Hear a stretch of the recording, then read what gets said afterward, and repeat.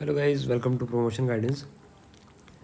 तो आज की क्लास में मैं आपको बताऊंगा कि क्लोज टेस्ट जो हमारे एग्ज़ाम में आते हैं सब्सटेंटिव क्लरिकल में, तो वो किस तरह का होता है और आप किस तरह से उसको सोल्व कर सकते हैं।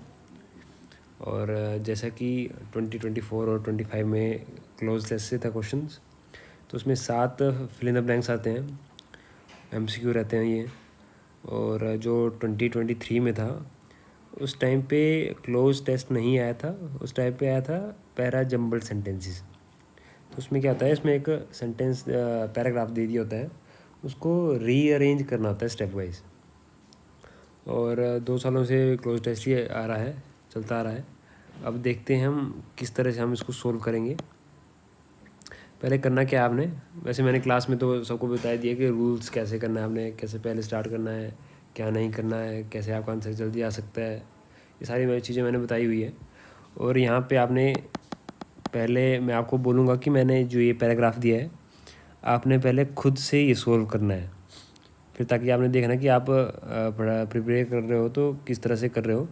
और अगर आपको एग्ज़ाम में क्लोज टेस्ट आ जाता है तो आप उसको कर पाओगे या नहीं कर पाओगे। तो पहले आप इसको थोड़ी देर पढ़ो और वीडियो को पॉज कर लेना और एमसीक्यू भी आगे देख लेना। तो आप इसको ऐसा करिए पहले, फिर बाद में मैं आपको ये करवाऊँगा।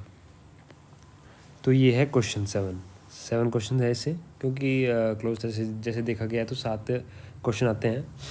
अभी पता नहीं अब पैराजम्बल सेंटेंस से आएगा कि क्लोज टेस्ट से आ सकता है।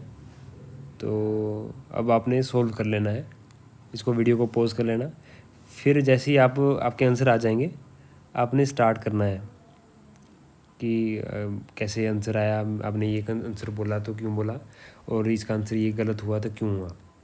ठीक है, तो वंस अपॉन ए टाइम, तो शुरू करते हैं। Once upon a time in a small village there lived a poor farmer named Ramu. तो आपने सबसे पहले करना क्या है, पहले तो आपने 1-2 बार जो है पूरे पैराग्राफ को पढ़ना है। फिर इससे क्या होगा, इससे आपको एक आइडिया हो जाएगा कि स्टोरी किसके बारे में है और इसमें क्या क्या हो रहा है, और स्टोरी की थीम क्या है, सब कुछ आपको पता लग जाएगा। फिर आपने इसकी हिंदी ट्रांसलेशन में सीखना है कि आप हिंदी में आपको कितना समझ आ रहा है। अगर कुछ कुछ वर्ड्स आपको समझ भी नहीं आते तो कोई बात नहीं है, आपने उससे रिलेटेड ही वर्ड उसको समझ लेना है, थोड़ा कॉमन सेंस लगा के। अगर आपको पूरा वर्ड मीनिंग भी पता नहीं तब भी कोई दिक्कत नहीं है, बस आपने क्या करना है, ब्लैंक्स पे ज़्यादा फोकस रखना है। तो आपने ये पढ़ना है सारा, जैसे once upon a time in a small village there lived a poor farmer named Ramu. तो एक समय की बात है, एक छोटे से गांव में एक गरीब किसान रहता था, जिसका नाम क्या था, जिसका नाम रामू था। Every day he would wake up early and work hard in his fields. तो वो हर दिन क्या करता था, सुबह जल्दी उठ जाता था और अपने फील्ड से, अपने खेतों में जो भी है वो काम करता था, वो हार्ड वर्क करता था। One morning while digging he found a shiny golden coin बरी इन द डैश। तो पहला डैश आ गया, आपने एमसीक्यू देख लेना है कि क्या था। तो पहले में था पहला क्वेश्चन था ग्राउंड, ए ग्राउंड था, बी रिवर था, सी फॉरेस्ट था और डी रोड था। तो एक दिन सुबह क्या हुआ, जब वो खुदाई कर रहा था तो उसको एक चमकदार सोने के कलर का एक सिक्का वहाँ पे बरीड मिला। तो बरीड क्या बोलेंगे, बरीड किसको बोलते हैं हम, मतलब ज़मीन के नीचे गड़ा हुआ। तो इन द, अब उसको कहाँ मिला, तो डैश आ गया।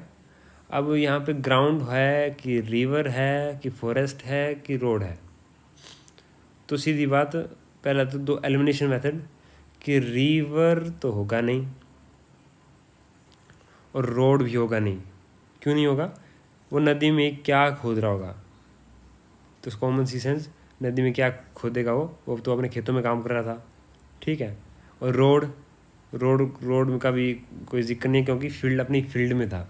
तो 2 क्वेश्चन, तो 2 एमसीक्यू जो हैं वो सीधे ही एलिमिनेट हो गए हैं। फिर कॉमन सेंस लगाएंगे, ग्राउंड होगा कि फॉरेस्ट होगा। अब ग्राउंड आपने हमेशा मोस्ट अप्रोप्रिएट देखना है। अब फॉरेस्ट तो हो नहीं सकता क्योंकि वो पूरे अपने खेतों में काम कर रहा था, ऐसा तो है नहीं कि वो पूरे जंगल में काम कर रहा था। तो वहाँ वहाँ पे खुदाई कर रहा था, तो वह एक ग्राउंड में कर रहा था। तो उसको खुदाई करते करते एक ग्राउंड में जो है सिक्का, गोल्डन सिक्का दफनाया, मतलब बरीड उसके नीचे दबा हुआ मिलता है। तो ये तब करके इसका आंसर है ground, in the ground. Surprised and और joyed, Ramu took it home and showed it to his wife.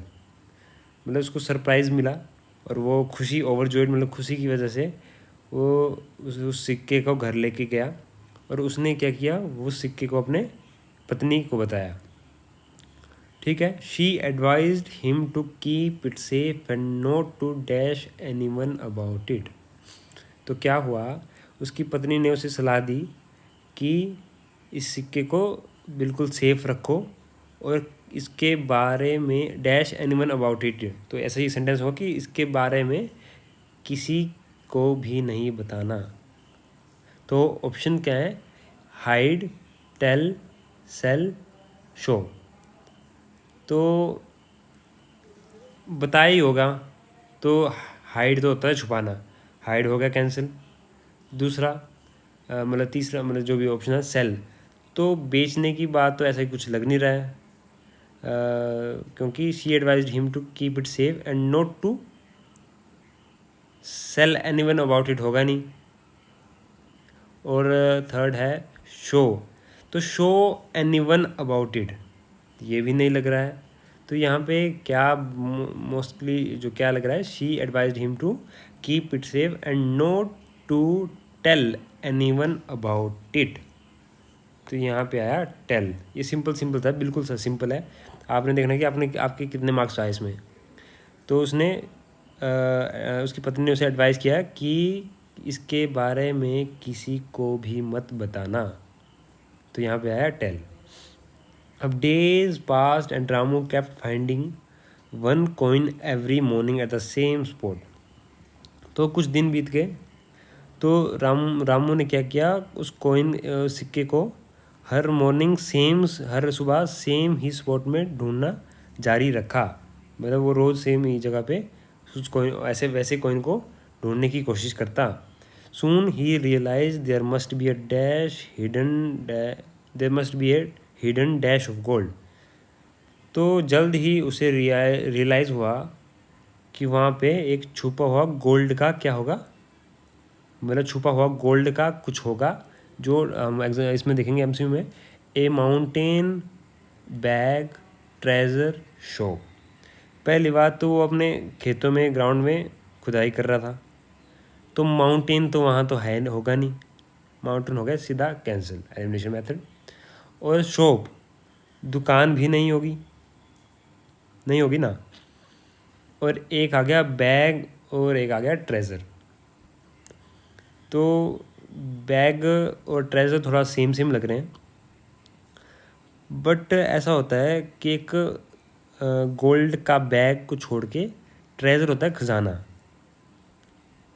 तो तब यहाँ फिट होगा treasure. Soon he realise there must be a hidden treasure of gold. तो उसे जल्दी रियलाइज़ हुआ कि यहाँ पे सोने का खजाना हो सकता है, सोने का बैग नहीं, सोने का खजाना। तो हमेशा मोस्ट अप्रोप्रिएट ही देखना।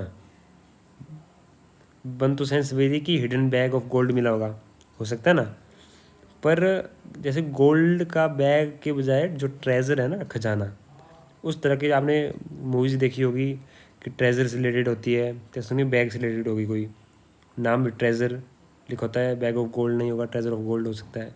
तो ये कोलोकेशन जो हैं इस तरह की कुछ आपको सेंस लगाना ही पड़ेगी, बैग क्यों नहीं होगा, ट्रेजर क्यों हो सकता है। और जैसे एक कोलोकेशन है कि आप लिखते हो ना कि मेक ए डिसीज़न, ऐसा बोलते हैं ना, ऐसा तो नहीं होती कि डू अ डिसीज़न। तो कुछ कोलोकेशंस ऐसी होती है कि आपको पता होनी ही चाहिए। अब जैसे एक होती है स्ट्रॉन्ग कॉफ़ी, हैवी कॉफ़ी तो नहीं, हैवी कॉफ़ी तो बोलते नहीं हो ना, तो ये भी कोलोकेशन आपको पता होनी चाहिए इस तरह की। और जैसे हैवी रेन, हैवी रेन बोलते हैं ना, स्ट्रॉन्ग रेन तो बोलती नहीं है। तो इस तरह से आपको चीज़ें कुछ ना कुछ तो पता होनी ही चाहिए।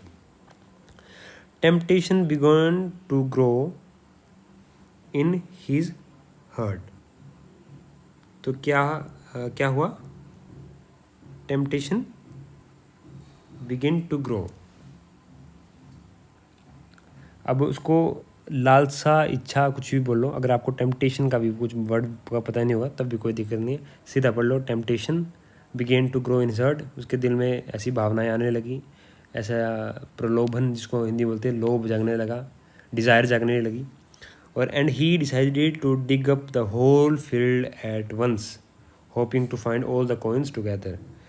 तो लोभ जागने, डिज़ायर जागने की वजह से उसने क्या डिसाइड किया कि वह उस फील्ड को एक बार पूरा खोदेगा, to dig up, hoping to find all the coins together, ताकि उसको सारे कॉइन्स जो हैं, जो भी खजाने का बैग है, खजाने, गोल्ड का खजाना है, तो वो सारा इसमें मिल जाए। But to his shock after digging all day he found dash. तो ऑप्शन 4 क्या है, ऑप्शन 4 है नथिंग एवरीथिंग कॉइन्स गोल्ड। तो यहाँ पे क्या आएगा, बट टू हिज शोक after digging all the day he found dash. तो उसने पूरा छान लिया, फिर क्या हुआ, अगला सेंटेंस ही पढ़ो, the coins had stopped appearing for ever, मतलब कॉइन्स जो है वो दिखना हमेशा के लिए बंद हो गए। तो उसको क्या हुआ होगा, फोर्थ देखते हैं, नथिंग एवरीथिंग कॉइन्स और गोल्ड। तो गोल्ड तो उसको मिला नहीं, ना उसको कॉइन्स मिला, ना ही सब कुछ मिला, तो उसको क्या हुआ, उसको कुछ नहीं मिला, ही फाउंड नथिंग, उसको कुछ नहीं मिला। The coins had stopped appearing for ever, Ramu understood that his greed had dash his good fortune. तो फिर से क्वेश्चंस पे आ जाओ, क्या होगा, तो फॉर्च्यून का किसको भी मतलब नहीं होगा, ऐसे सोच लेना कि जरूरी नहीं है सबको ही पता होगा, तो भाग्य को बोलते हैं ऐसे, तकदीर, भाग्य, जो भी हो। तो रामू ने समझ लिया कि क्या हुआ, उसकी लालच की वजह से क्या हुआ। तो ऑप्शन देखेंगे, फिफ्थ ऑप्शन है इम्प्रूव्ड, एंडेड, डिस्ट्रॉयड, हेल्प्ड। तो इम्प्रूव तो किया नहीं, उसकी लालच ने उसके भाग्य को तो इम्प्रूव करा नहीं, और हेल्प भी करा नहीं, लालच क्या हेल्प करेगा, तो लालच भी नहीं होगा। अब एंडेड और डिस्ट्रॉयड दो ऑप्शन है, तो यहाँ सेंटेंस के हिसाब से एंड नहीं होगा, यहाँ पे डिस्ट्रॉय होगा। तो उसके लालच ने क्या किया, उसके भाग्य को डिस्ट्रॉय कर दिया, हिज ग्रीड हैड डिस्ट्रॉयड। अब आपने हमेशा टेंस भी याद रखना है कि हैड लगाए तो वी कौन सी फॉर्म लगेगी, ठीक है ना। तो आप ऐसे भी देख सकते हो, पर यहाँ पर तो सब में हेल्प्ड ही था, मतलब हेल्प्ड, एंडेड, इम्प्रूव्ड, डिस्ट्रॉयड, इस तरह की वर्ब थी। अगर मान लो किसी में सिंपल V1 लग जाती इस तरह से, तो आप सीधा इसको एलिमिनेट कर सकते थे। तो इसमें क्या हुआ, ग्रीड ने डिस्ट्रॉय कर दिया, destroyed. From that day on he worked hard without shortcuts, believing that patience and honesty bring, क्या करती है, सिक्स्थ ऑप्शन देखते हैं, ट्रबल, सक्सेस, सैडनेस, फेलियर। अब उस दिन से उसने किसी भी शॉर्टकट को ना लेते हुए हार्ड वर्क किया, believing that patience and honesty bring, और विश्वास करा कि जो पेशेंस और ईमानदारी है वो क्या करती है, कहलाती है ब्रिंग, अब देखो, दो अच्छे वर्ड्स हैं, पॉजिटिव है पेशेंस एंड ऑनेस्टी, तो इसके साथ नेगेटिव तो होगा नहीं कुछ। तो ट्रबल भी एक नेगेटिव चीज़ है, सैडनेस भी नेगेटिव है, फेलियर भी नेगेटिव है। तो साफ क्लियर हो गया कि ब्रिंग सक्सेस। तो यहाँ पे आ गया success. The villagers often told his story to their children as a lesson about the dangers of dash. तो जो भी गाँववासी थे तो वो आमतौर पर क्या करते थे, उसकी जो कहानी थी कि उसके साथ ऐसा ऐसा, वो अपने बच्चों को एक लेसन, एक सीख की तरह सुनाते थे, बताते थे। About the dangers of option देखें, काइंडनेस, ग्रीड, करेज, हार्डवर्क। तो इस तरह का कुछ काइंडनेस वाला तो उसने काम किया नहीं, बल्कि उसकी ग्रीड ही थी, लालच थी, तो काइंडनेस होगा नहीं। करेज, साहस वाला कोई काम नहीं किया इसने, या किसी से लड़ाई करके वो जीता, तो ऐसा कुछ करेज वाला काम था नहीं। हार्ड वर्क थोड़ा हो सकता है, पर हार्ड वर्क इसने, जो पूरी जो स्टोरी थी वो मेनली क्या थी, वो एक लालच से भरी हुई थी कि उसने लालच के चलते चलते क्या क्या किया। तो इस वजह से द डेंजर्स ऑफ ग्रीड, तो अपने बच्चों को स्टोरी सुनाते थे कि वो इस सीख जो जो भी लालच के से खतरा जो था कि ऐसा नहीं करना चाहिए, वो अपने बच्चों को सुनाते थे। तो ये था पहला क्लोज टेस्ट। ये थे आपके ऑप्शंस, एमसीक्यूज, और ये इनके थे आंसर। तो ground, tell, treasure, nothing, destroyed, success, need, sorry greed. तो ये थे, पहला क्लियर हुआ। तो इस तरह से आपने कॉमन सेंस लगाना बहुत ज़रूरी है। टेंसेस को देखना बहुत ज़रूरी है कि कौन सा पास्ट में होगा, कौन सा प्रेजेंट में होगा, प्रेजेंट क्यों नहीं लगेगा, पास्ट में लगा तो क्यों लगा, फ्यूचर लगा तो क्यों लगा। हमेशा स्टोरी को ध्यान में रखना है कि जो टेंसेस यूज़ हुए हैं वो किस में हुए हैं। स्टोरी प्रेजेंट में चल रही है कि पास्ट में चली हुई थी, तो आपको वर्ब से पता लग जाएगा। और इसके बाद एक क्लोज टेस्ट हो रहा है। अब आपने मुझे बताना है कि ऊपर में से आपके कितने मार्क्स आए। सिंपल सा था, बस थोड़ा दिमाग ज़्यादा लगाना पड़ता है, क्योंकि 7 नंबर की इंग्लिश आसानी से हो जाती है। और मुझे कमेंट करिएगा आपके कितने मार्क्स आए इसमें। और अगला है, इन ए डेंस फॉरेस्ट। आपने फिर से पढ़ लो, पहले पढ़ लिया। और ये आगे ये देख लो एमसीक्यू कि क्या क्या इसमें फिट होगा। फिर अब आपने थोड़ी देर के लिए वीडियो पॉज कर देनी है, और जैसे ही आपका क्लोज टेस्ट हो जाता है फिर आपने ये देखना है, आंसर देखना है और समझना है कि कैसे कैसे इसको सॉल्व करेंगे। In a dense forest there lived a lion who was feared by all animals. One day while hunting he got caught in hunter's net। तो पहले एक बार क्या करना है आपने, सारा पूरा इसको पढ़ना है, फिर आपको आइडिया हो जाएगा कि क्या क्या हुआ इस टेस्ट में। तो in a dense forest there lived a lion who was feared by all animals. तो एक घने जंगल था, उसमें एक शेर होता था और क्या करता था, जिससे सभी जानवर जो है डरते थे। तो one day while hunting he got caught in a hunter's net। तो एक दिन जो शिकारी थे वो शिकार पे गए थे, तो लाइन जो था, वो शेर जो था, वो शिकारियों के जाल में फंस गया। ही got caught, ठीक है। No matter how hard he tried he couldn't dash himself। No matter उसने कितना ज़्यादा ट्राई किया, पर फिर भी वो ही couldn't dash himself। पता चल रहा है कि उसने अपने खुद को छुड़ाने के लिए कुछ वर्ड यूज़ किया होगा इसमें। यहाँ पे कुछ वर्ड होगा जो छुड़ाने से रिलेटेड होगा। तो क्या है ऑप्शन देखते हैं हम। पहला ऑप्शन है, पहला ट्रैप, फ्री, टाई, हाइड, ठीक है। तो उसने हार्ड बहुत ट्राई किया, हार्डली ट्राई किया, किस चीज़ के लिए किया होगा।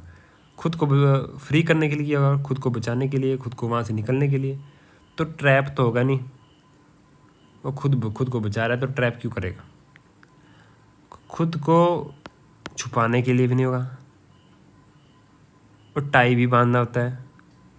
तो क्या हुआ, आंसर क्या आया, free.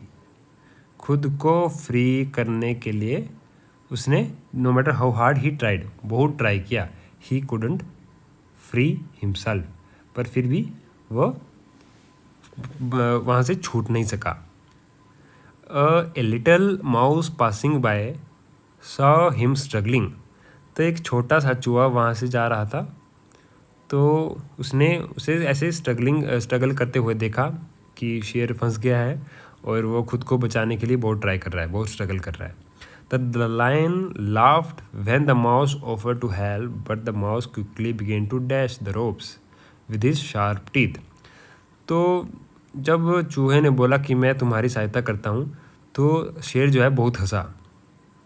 But the mouse quickly began to dash the ropes with his sharp teeth. परंतु जो चूहे ने जल्द ही रस्सी को अपने नुकीले दांतों से काटना शुरू किया। तो काटना इस तरह से होगा ना, यहाँ था फ्री ना, तो रस्सी को काटा ही होगा ना, तभी तो वो बचाएगा। तो अब ऑप्शन देखते हैं,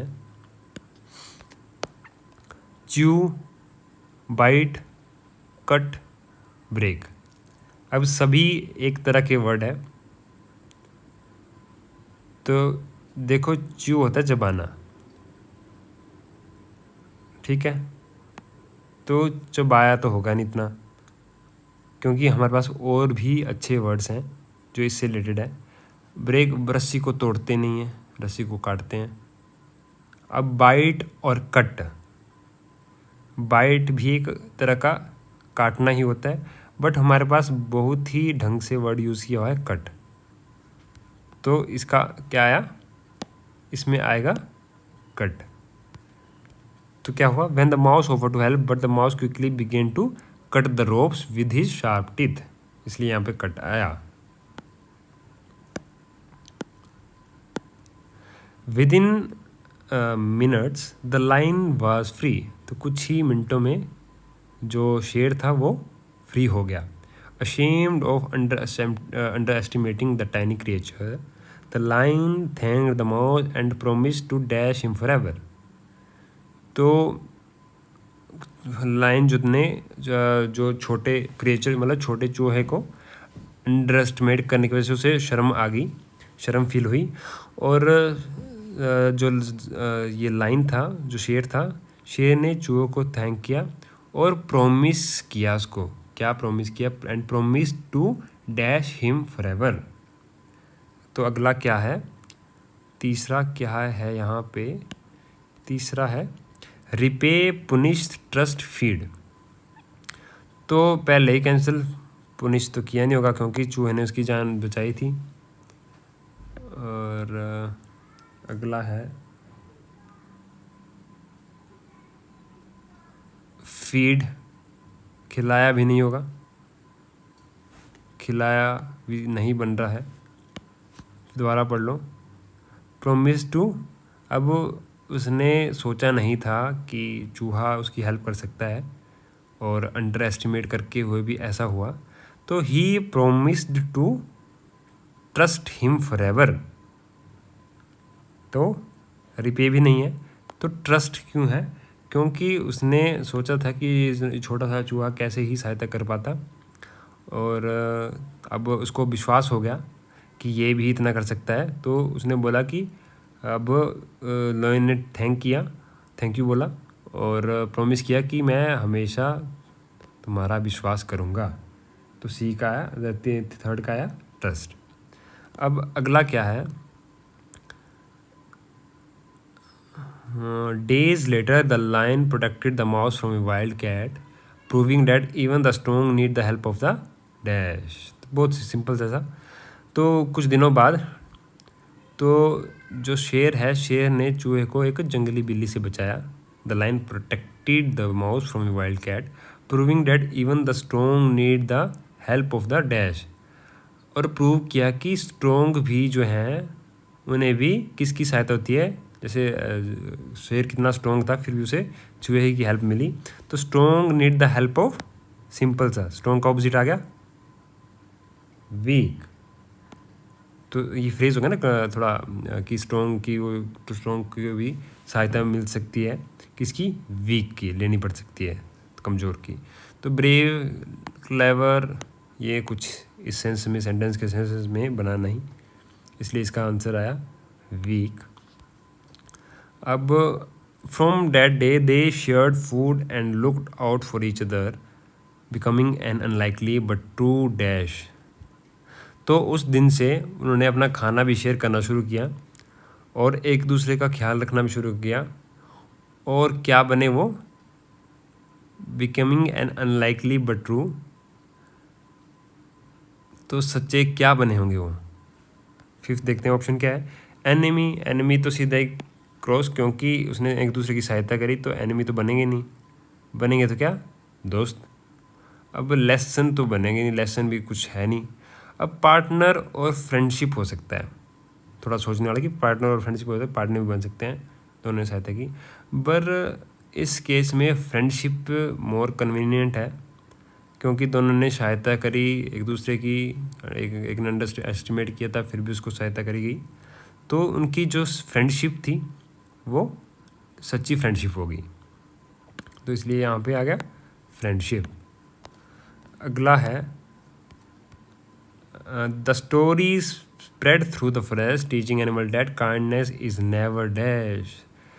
तो जो कहानी ये बनी सारे जंगल में फैल गई, और टीचिंग एनिमल्स डैट, तो उनसे मतलब सीख मिली उनको, सब ने कुछ सीखा, कि क्या सीखा, काइंडनेस इज़ नेवर डैश।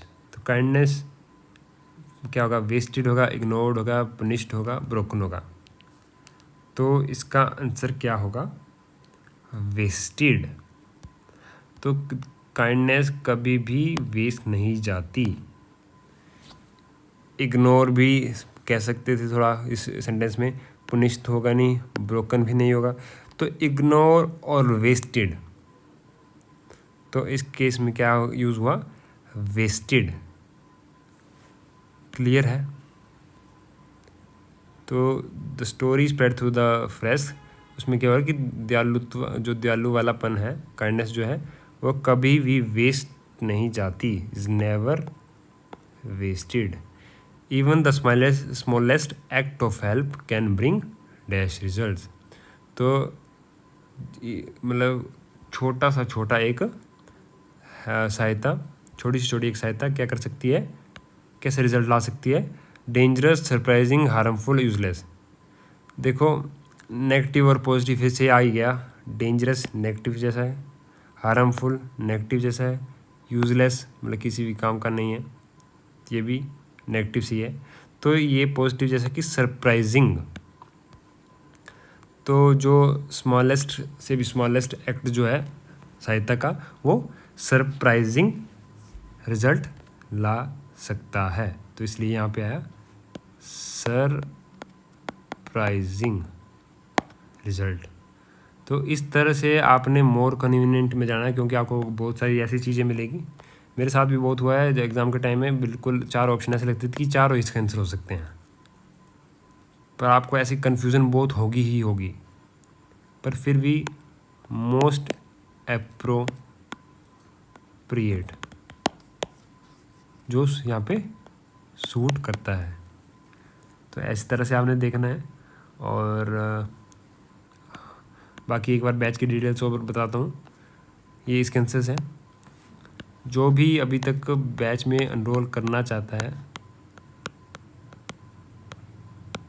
वो मैसेज कर सकता है, ठीक है। ऐसा नहीं है कि अभी तक आप लेट हो चुके हो, उसमें हमारी इंग्लिश ख़त्म होने वाली है, इंग्लिश की क्लास ख़त्म होने वाली है, उसके बाद फिर से बैंकिंग शुरू होगी, और आपको recorded live plus recorded video मिलेगी। वीकली क्या होगा, वीकली हमारी 3 क्लासेस होती हैं, कहाँ गया पेन, वीकली 3 क्लासेस, फिर क्लासेस के बाद एक 50 मार्क्स का टेस्ट होता है, टेस्ट हो जाएगा, फिर अगले दिन टेस्ट पे डिस्कशन होगी कि किसने क्या गलत किया, किसके कम मार्क्स आए, कौन ज़्यादा बेटर कर सकता था, क्या क्वेश्चन आपका गलत नहीं होना चाहिए, तो ये सारी चीज़ें बुझाई जाती है। फिर वैसे ही चलता रहता है। फिर लास्ट में जैसे मंथ ख़त्म होता है, मंथली एक 100 मार्क्स का टेस्ट रहता है लाइव। ऐसा नहीं है कि आप लोग लेट ज्वाइन करोगे तो कोई दिक्कत वाले नहीं है, सारे लेक्चर्स आपको मिल जाएंगे, रिकॉर्डेड में मिल जाएंगे एप्लीकेशन में, मॉक टेस्ट भी एप्लीकेशन में ही रहता है। तो ऐसा होता है कि लाइव क्लास में थोड़ा टाइम कंज्यूमिंग ज़्यादा लगता है, लाइव जो है थोड़ा टाइम कंज्यूमिंग ज़्यादा लगता है, और पर लाइव कंसिस्टेंसी के लिए कि आपको डेली आवर्स में आपको मिलेगा ही मिलेगा पढ़ने के लिए। बाकी जो रिकॉर्डेड वाला है, रिकॉर्डेड क्लासेस वाला एक अच्छा ऑप्शन है। अच्छा ऑप्शन क्यों है? उसमें आपको थोड़ा टाइम आप जल्दी उसमें पूरा कर सकते हो, और आपको अपने हिसाब से आगे फॉरवर्ड करके भी वीडियोज़ को देख सकते हो कि आपको ये थोड़ा इजी पार्ट लगता है तो आप सीधे टफ में स्विच कर दो। बाकी PDF PPT वगैरह सारी एप्लीकेशन में मिलती है, मॉक टेस्ट भी एप्लीकेशन में मिलता है।